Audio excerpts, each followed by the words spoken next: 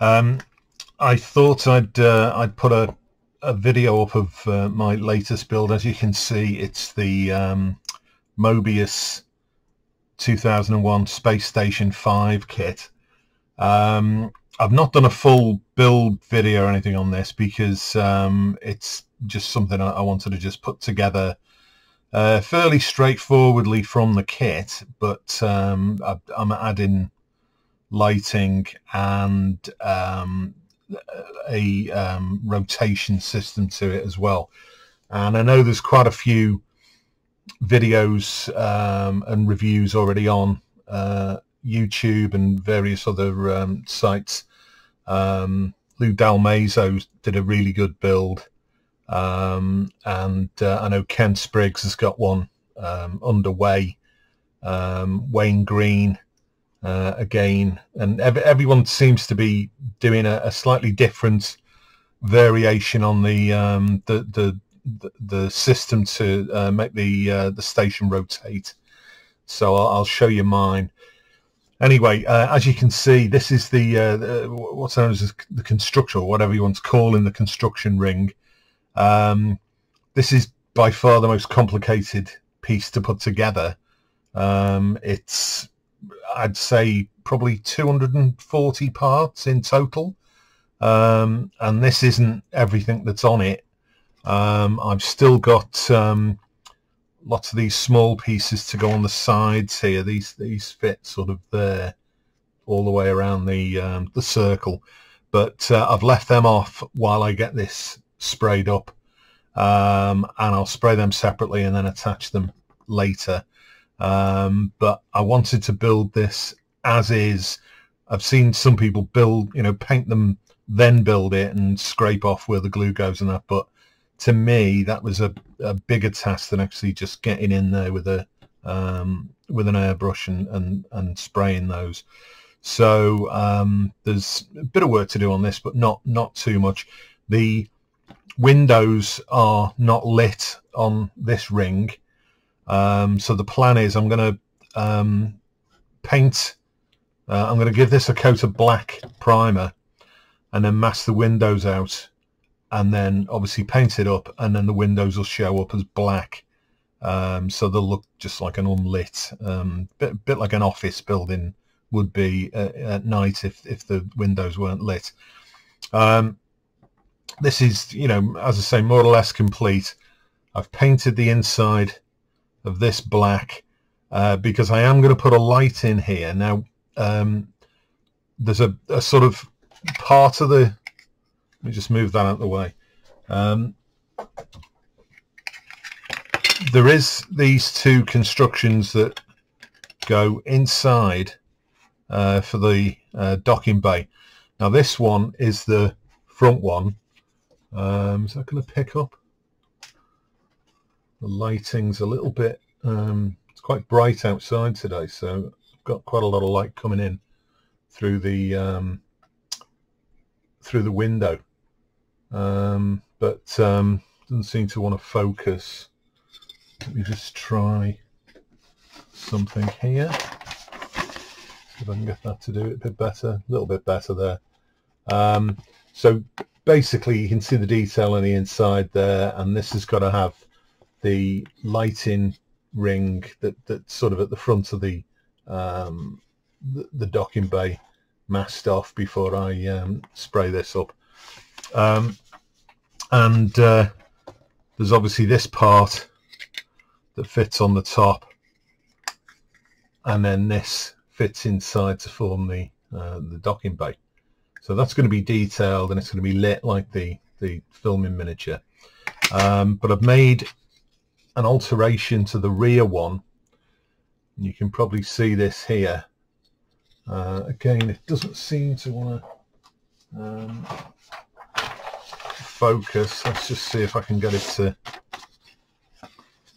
do it there.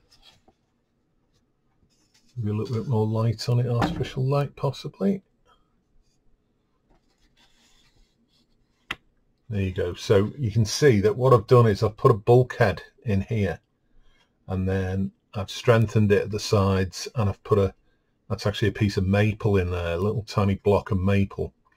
And what I'm going to do, I'm going to bore a hole right through the center of that, through the block, and just stop short there, and that'll form a sort of solid piece to get the shaft in, which is going to be rotating. I'll show you that in a moment.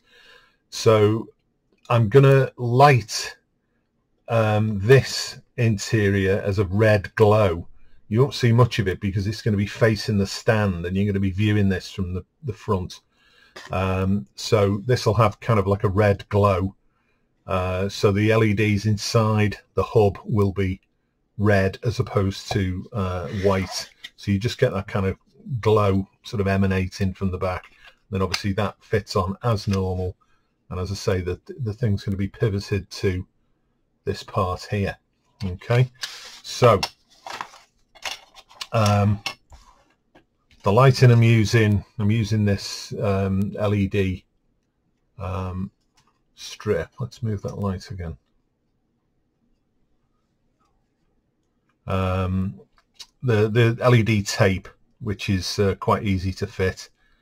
If you're looking for a particular type, I got this on Amazon. They sell it in packs, different lengths and different colors and things like that. This is the bright white as opposed to the warm white, which is what you need for this. And that wasn't expensive really. There's another whole roll left in there, so more for another job. So I've got these two strips of it which are going to go inside the hubs. I've also got this partially built, which is the front ring and the tape on the inside.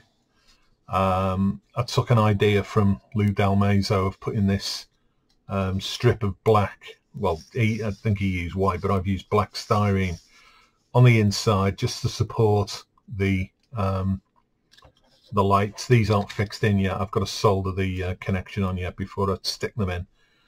And I've also these posts here, they've got obviously connectors inside for gluing them together. I've cut them out of this one here. That's why it's got tape around, so I know which one it is. And this is completely hollow inside, so I'm going to put the feed down there, through there into the hub, and all the lights will connect up from there.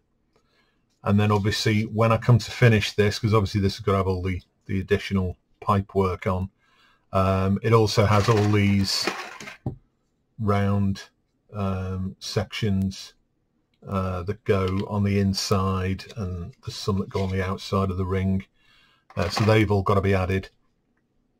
And I'll be masking all the windows off and then giving it a coat of black primer, and then paint it as normal, and then obviously peel all the masks off, and there's the lit windows.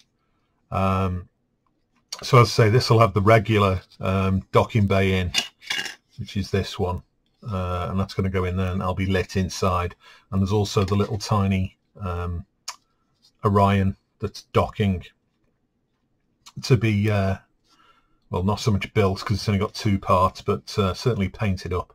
So all that's got to go together yet, so that's another job. But another thing is the hub, which joins the two rings together. Again, this has sort of posts inside it, the way the pieces fit together. Now what I did, rather than cutting them out first and then trying to sort of, you know, balance all these parts and get them to stick together, I actually built this straight as it comes with the posts in, left it to dry, and then I cut the posts out and got in there with a Dremel and sanded it out smooth, so it's completely hollow inside now, but it's still as strong as it was when the posts were in there.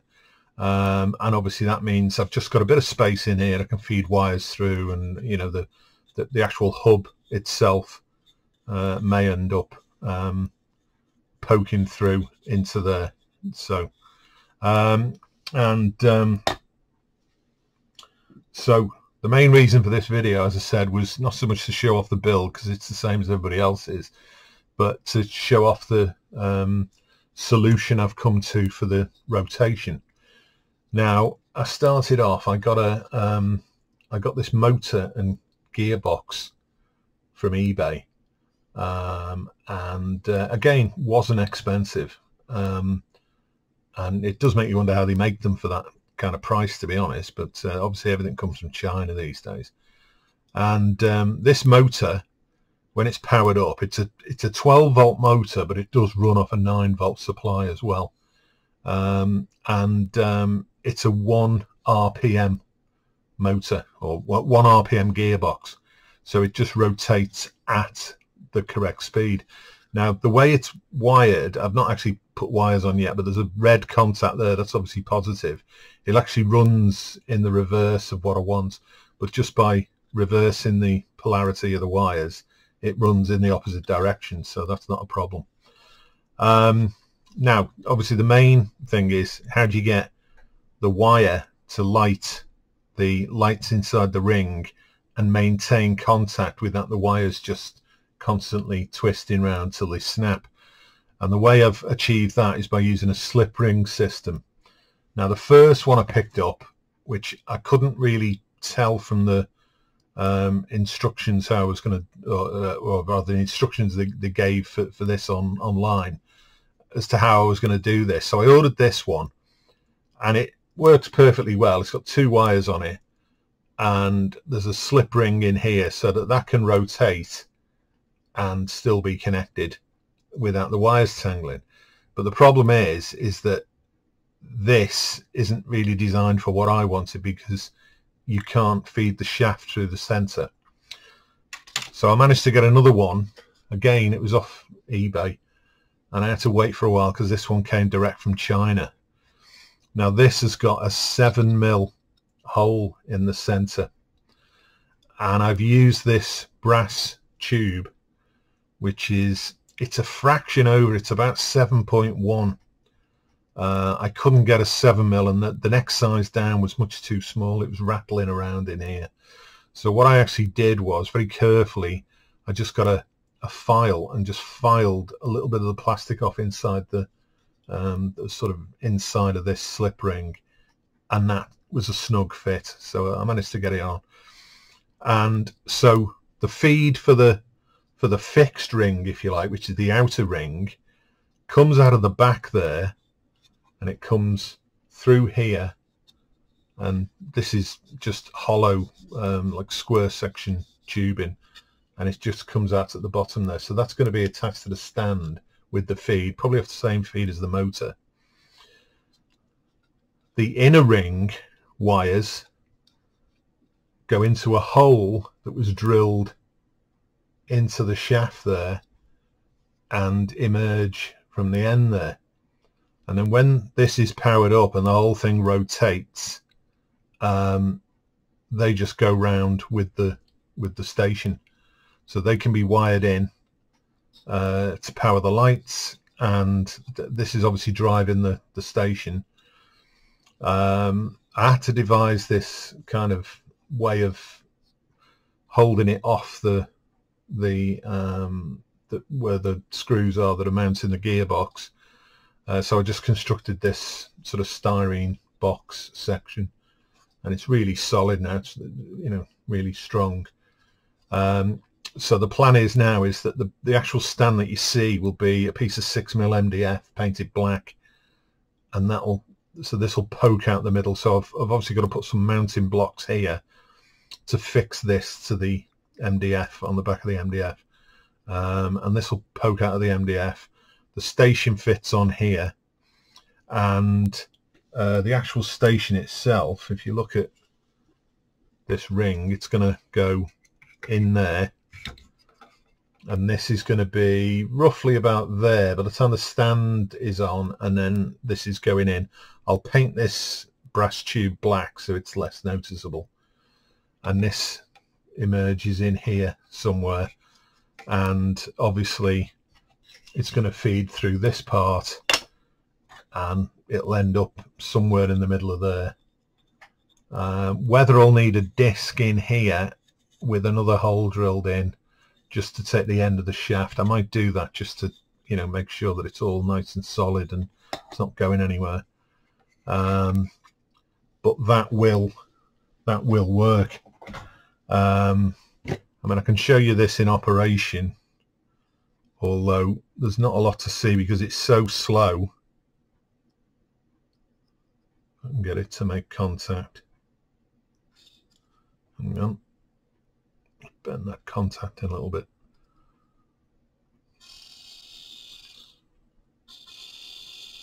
You can probably hear it going round.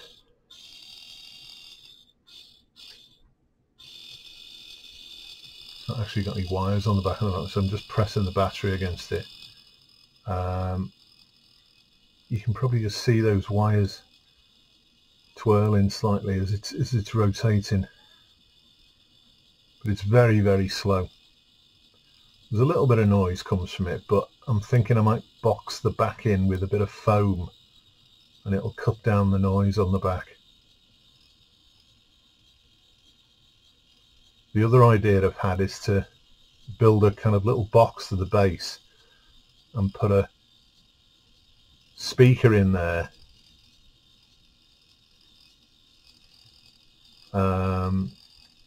which is playing the Blue Danube, a bit like I did with my HAL build.